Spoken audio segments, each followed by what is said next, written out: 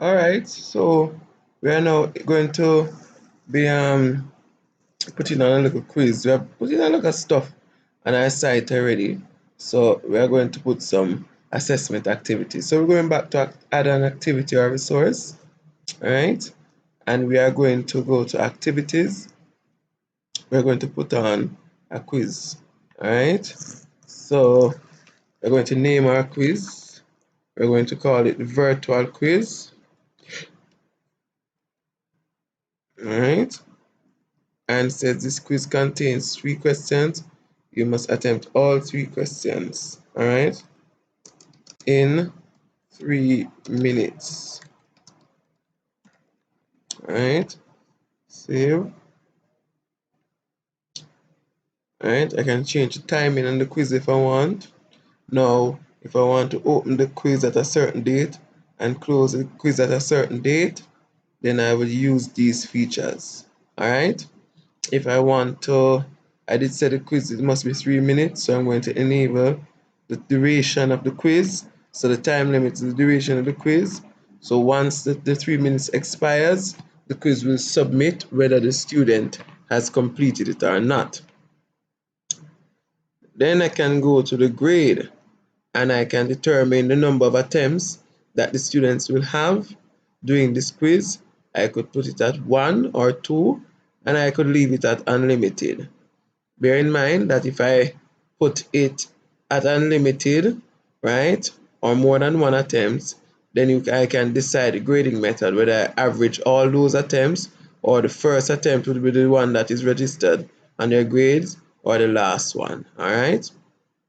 But I will leave it at highest grade. But if you want further information, you can click on the icons with the question sign and they will provide more information for you. All right. Then we can talk about the layout of the quiz. Do I want every question on each page, or I want all questions on one page? So I can look at that. If I want to shuffle within the questions, I can select yes. And if I want to have deferred feedback, this is a very important feature because deferred feedback does not allow the student to see if the question is correct until they have submitted the quiz. But if I select adaptive mode, then they can check their answers if the answers are correct before submitting the quiz, and they will lose marks if the answer is incorrect.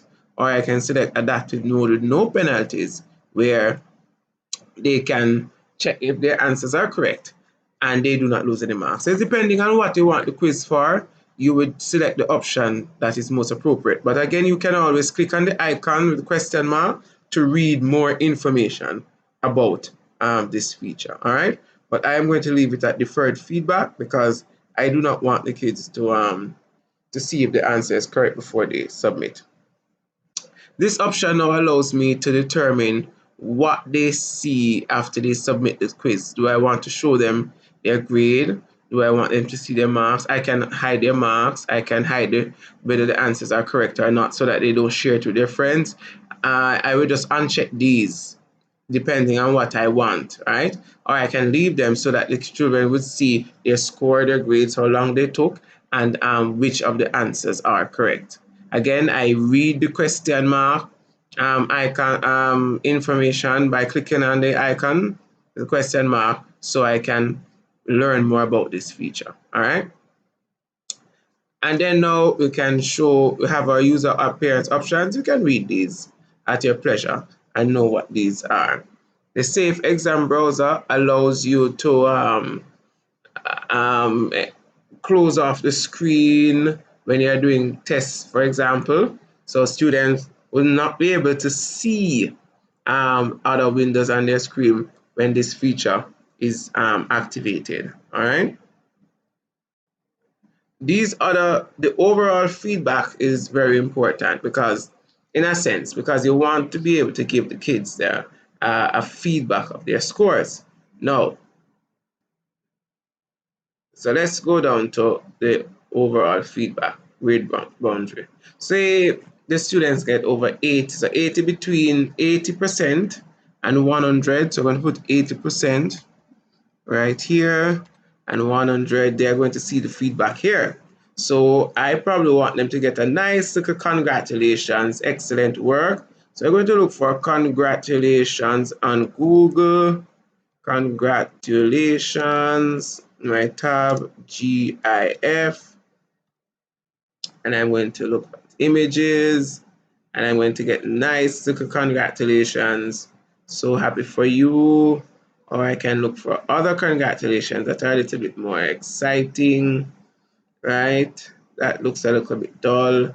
Let me see, that is not all that bad, but I want something a little bit more, that too much there, so.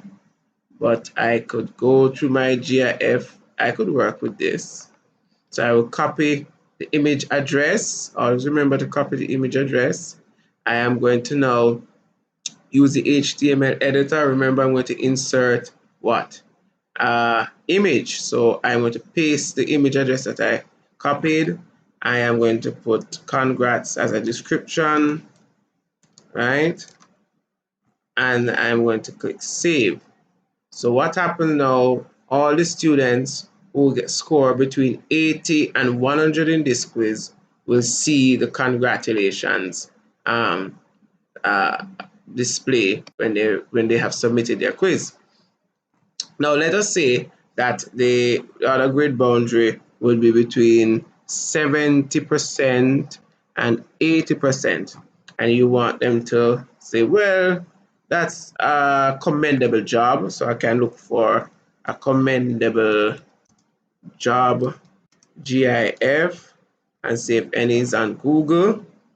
And that's a good job. That guy did a good job there. It doesn't look too bad, not too. So I can copy the image address.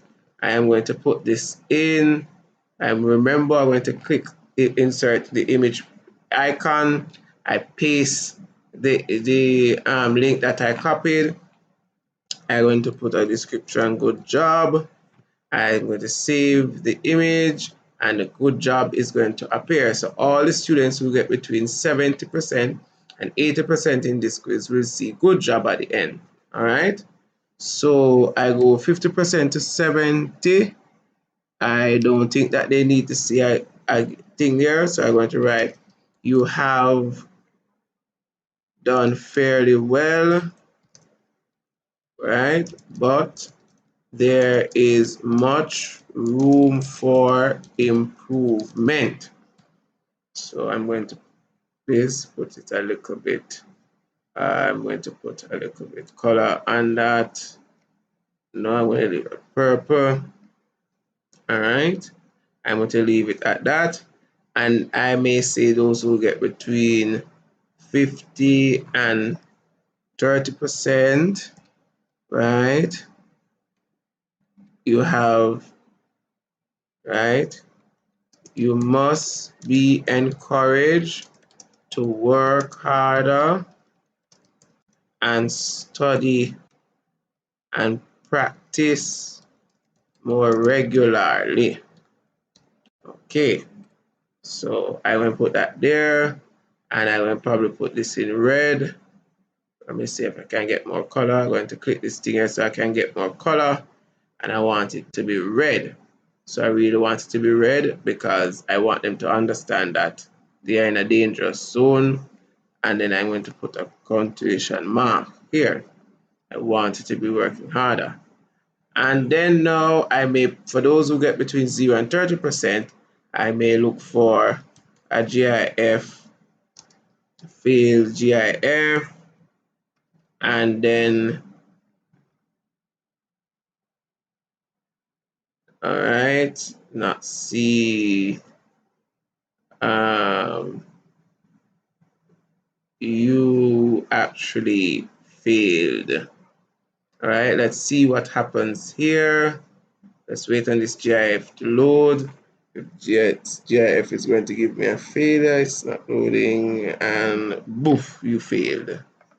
All right, so I copy image address.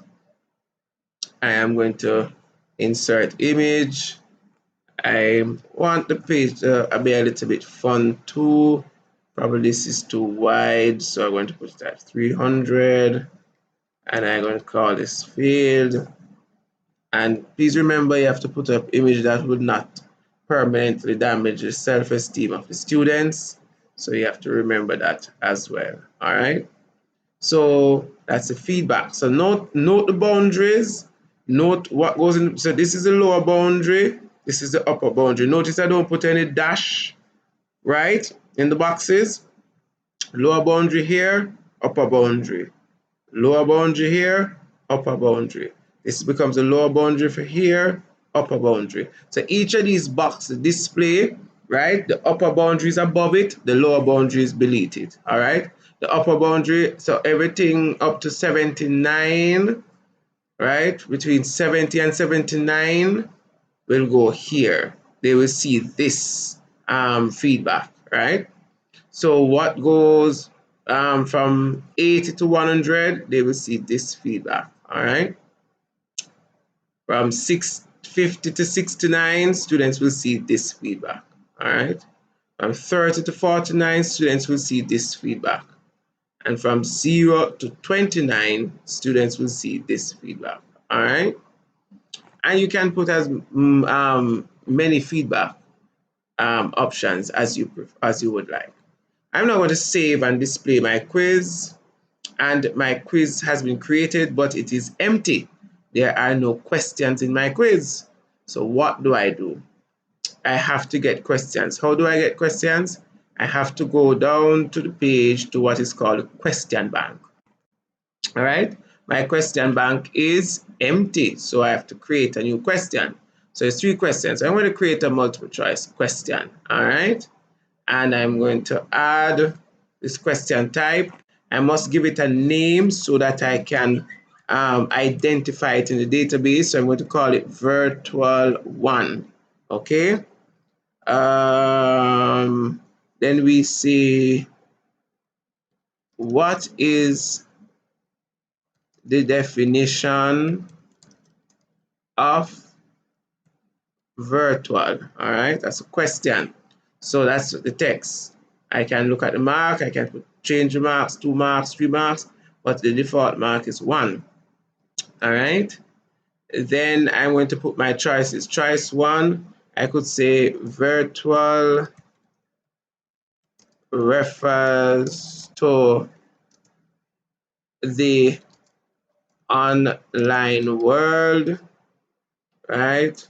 2, virtual refers to electronic activities. Choice 3, virtual refers to anything in the computer. And 4, virtual is anything that cannot be held. Now, to select the right answer, I am going to select where it says grade, I'm going to select 100%. Now the system understands that the correct answer is choice 1, all right, because it's 100%. What this also means is that you can actually give some options. If students select other options that are near to the answer, you could give them half mark by putting a grade of 50%, or as the options allow, you could select a negative percentage to remove marks from students for other options that you think that they should not choose under any circumstance. All right, so I'm going to save changes to the question, and I have a question 1. Good. So I'm now going to create another question, and this is going to be a true or false. All right. So I'm going to add true or false. So I'm going to call this virtual 2. And my question is virtual learning environments are very difficult to understand.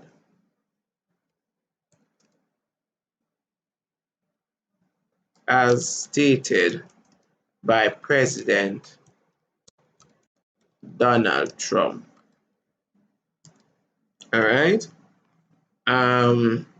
So 1 mark, default mark 1.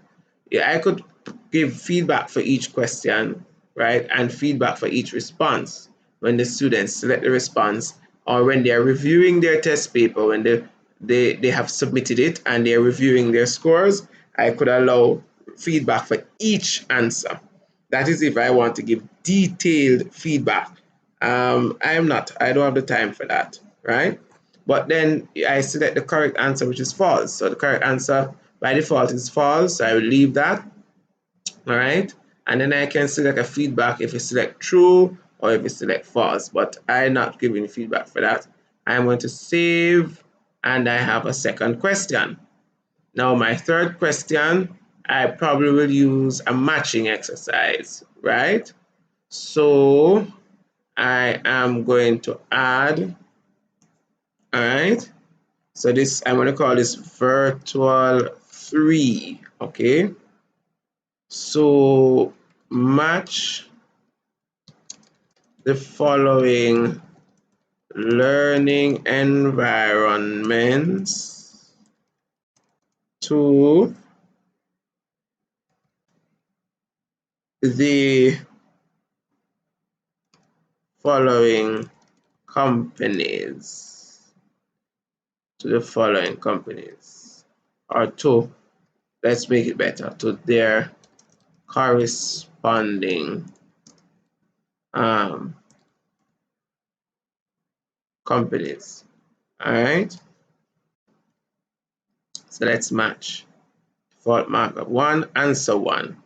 Now we are going to put, so question 1 refers to the fixed column, right? So which one is a learning environment is the fixed column? So we can put Moodle, right? And then we can put Moodle HQ, and I can put Google Classroom, and I could put Google, right? And then I can put Ascot virtual learning environment, and then I can put Ascot High School. All right, so I can put more matching options, but I'm just only using 3 for this one. I'm going to save changes, and now I have 3 questions. So I could now go back to my quiz. Now, one of the things I want you to understand is that here at the top is called the breadcrumbs navigation, and it's very easy to go. This here tells you exactly where you are from the time you logged in. It's home screen, then you went to my courses, then you went in your particular course, which is called Introduction to Virtual, then you're at the quiz that's called virtual, you're into the question bank, and now you're adding questions. All right, so I'm going to go to the quiz that's called virtual, because that's where I want to add my questions, you remember. So I'm going to now click edit quiz, right? I noticed that the maximum grade is 10, but it's 3 questions, and each question was given 1 mark. So I'm just going to give it 3. I'm going to change it and save it at 3. I'm now going to click add. I'm going to add questions from bank. I'm going to select all these questions, right? The 3 questions. I'm going to add selected questions, and voila, my quiz is now ready. But if you notice, my question is not in the order that I want it. So I'm going to move this. I am going to put this there, and I'm going to put this there. Now, what do you notice? I could put 2 questions on 1 page, right? Or I could what? I could move 2 questions on 1 page, right? And I actually like when all my questions are on 1 page. But you can have questions on each page if you want, or you can click here and that will give you back the page. So you could separate the page if you want to create them on separate pages, right? All right, so what that means is that once they go on the first page, you will only see question one. Or you could put two questions on one page by moving them across the page boundaries, right? So my quiz is actually ready. So how am I going to see my quiz now? I am going to preview my quiz. So I'm going to go down to administration. I want to click preview. And you see now I have this quiz contains 3 questions. You must attempt all 3 questions in 3 minutes. Your attempt will have a time limit of 3 minutes. When you start, the timer will begin to count down and cannot be paused. You must finish your attempt before it expires. Are you sure you want to start? No. So the time limit option comes up and tell the students that this quiz has a time limit and they must adhere to the time limit. So I'm going to start attempt, and the time limit to the left of the screen we start counting down. When we talk about the question, one question on each page, you notice this is one question and I click there to go to the next page. So I'm going to click reference to online world here and I'm finished. So I'm going to move on to the next page, to the next question. Virtual learning, I am going to select true. I'm not quite sure what I'm doing, but I'm trying out to see what my score is. So Google, I'm doing the matching now. Google Classroom goes to Google. Ascot Virtual goes to Ascot iSchool. Moodle goes to Moodle HQ. And I'm going to finish attempt. So now I'll be able to check my answers to see which one. This allows the students to check to see if they have answered all questions, and they can click the quiz navigation option here to go to the questions that they have not answered. So this status tells you the questions have been answered. So you can look at it and say, yes, oh, all my questions have been answered. So I can move back, submit all, and finish. I am sure I want to submit all, and voila, I get my response. I got 67%, and here's my feedback. You have done fairly well. There's much room for improvement. All right. Now, suppose I go back now and I want to get 100%. Well, let us see what the feedback I get. So I get here, this is online world. I go to the next page. I click false. I go to the next page and I click Ascot High School. But you notice that the questions shuffle the different attempt? Yes, because that's how we had selected at the when we were setting up the quiz, right? Because we don't want the students to share everything and believe that they are outsmarting us. So I'm going to submit all and finish, and voila, I get 100%, and there is my feedback of congratulations. All right. And so the students get to see which answer is correct, and they get to see their tick as well. So you can see that their quiz was marked. So that is how we add a quiz to the VLE, and the scores are recorded in the gradebook, which I will go to very shortly. All right.